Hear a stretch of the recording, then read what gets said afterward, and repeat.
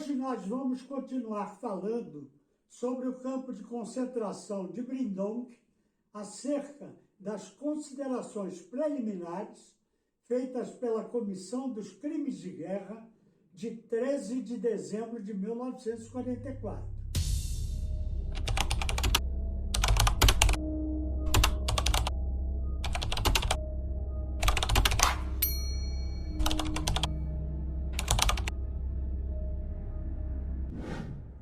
Os primeiros prisioneiros, ao número de uma vintena, chegaram à Fortaleza em 20 de setembro de 1940, embora ali já se encontrassem presos dois políticos belgas, René Villain, secretário dos Jovens Comunistas Flamengos, e Verdict, do Escritório Nacional de Colocação e Desemprego, que tinha desaconselhado o trabalho por belgas na Alemanha às vésperas da invasão nazista. Segundo o relatório da Comissão dos Crimes de Guerra cometidos em Brindonk, a maioria dos prisioneiros em Brindonk foram transferidos em direção aos campos de concentração nazistas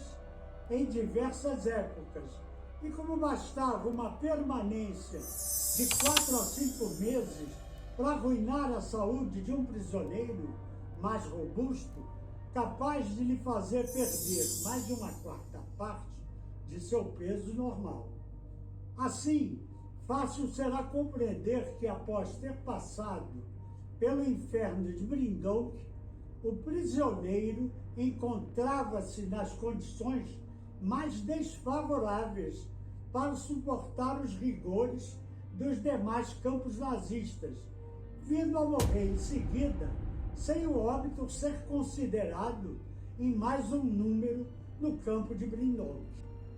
Em consequência às cifras de óbitos na Fortaleza, mesmo as mencionadas por alto, convém acrescentar todos aqueles que não puderam sobreviver ao seu cativeiro, após terem sido transferidos, e com isso, seu número deveria ser certamente bastante elevado.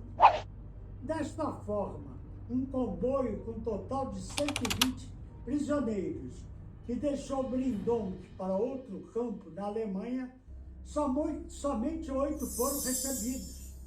Um outro comboio de 250 prisioneiros, que saiu em 9 de novembro de 1942, destinado ao campo de concentração de Mauthausen, na Áustria, foi particularmente sacrificado. No final de dezembro de 1942, 55 prisioneiros restavam vivos, e no momento da liberação do campo, em maio de 1945, não se contavam desse grupo mais do que 10 sobreviventes.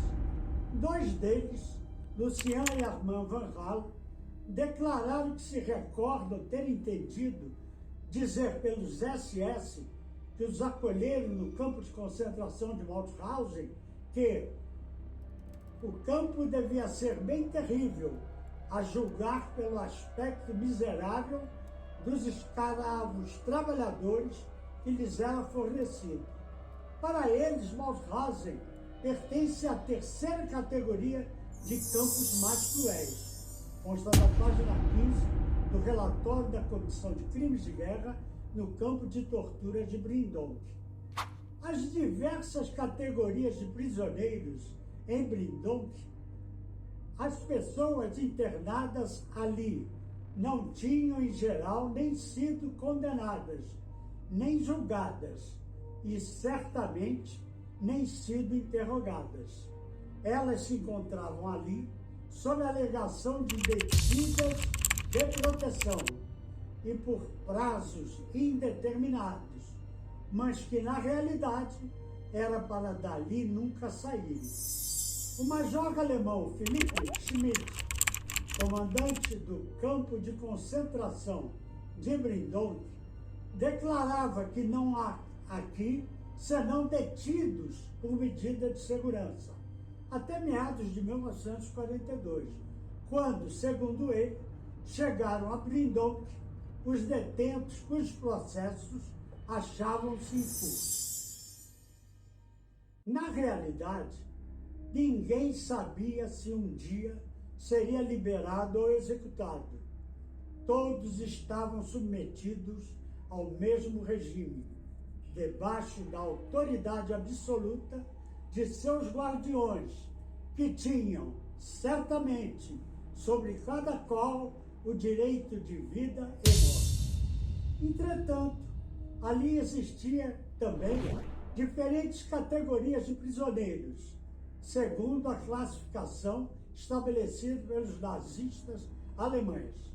No entanto, o relatório da comissão tentou dispor os prisioneiros em critérios mais objetivos, a saber, prisioneiros judeus, numerosos durante os anos de 1940, 41 e 42, não restam senão alguns em 1943 e 44. Eles pertencem a todas as nacionalidades, com uma minoria de judeus belgas.